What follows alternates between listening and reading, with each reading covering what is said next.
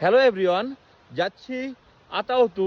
মানে এতটাই অফবিট যে নামটাও ঠিক করে উচ্চারণ করতে পারছি না। শ্রীনগর থেকে এই জায়গাটার ডিস্টেন্স হচ্ছে 80 কিলোমিটার। Offbeat location. আজকে বাড়িতে ছিলাম, সেই জন্য ভাবলাম যে এই জায়গাটা ঘুরে আসি। বান্দিপুরা পার করে এসে যে গুরেজের রাস্তা গেছে, গুরেজের রাস্তা থেকে একটা রাস্তা একদম গ্রামের মধ্যে থেকে সরু রাস্তা চলে এসছে এই আতুতে।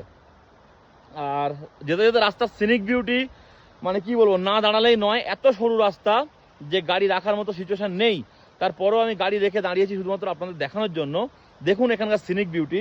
যারা ফটোগ্রাফি ভালোবাসেন তাদের জন্য এই জায়গাটা মারাত্মক একটা জায়গা। এখানে কিন্তু কোনো পাবলিক ট্রান্সপোর্ট নেই। 2 নম্বর কথা, যেখানে গাড়িওয়ালারাও ঠিকঠাকভাবে এই জায়গা চেনে না। মানে অনেক খুঁজে খুঁজে বার করা। আপনারা ইউটিউবেও যদি দেখেন তাহলে একটা বাংলা ভিডিও তো পাবেনই না, আর হিন্দি ভিডিও খুব বেশি পাবেন না।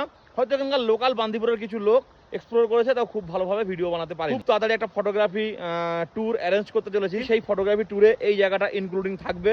তার জন্য ভাবলাম যে এই জায়গাটার একটা ভিডিও আমি বানাই। দেখুন রাস্তা কিন্তু খুবই সরু, কোনো রকমে আমি গাড়ি রেখেছি সাইডে।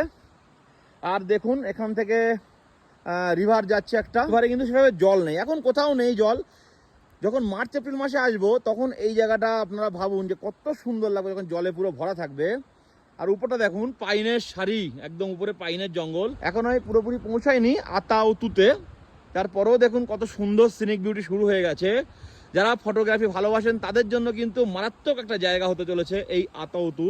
এটা একমাত্র আমি শুধুমাত্র ইনক্লুডিং করছি। আগে আরও সুন্দর জায়গা, বাট এই জায়গাটা দেখে আমার অনেকটা ভালো লাগলো, সেই জন্য আমি একটু দাঁড়ালাম, দাঁড়িয়ে একটু ভিডিও বানাচ্ছি। দেখুন কত সুন্দর লাগছে, মানে জাস্ট ভাষায় প্রকাশ করা সম্ভব না।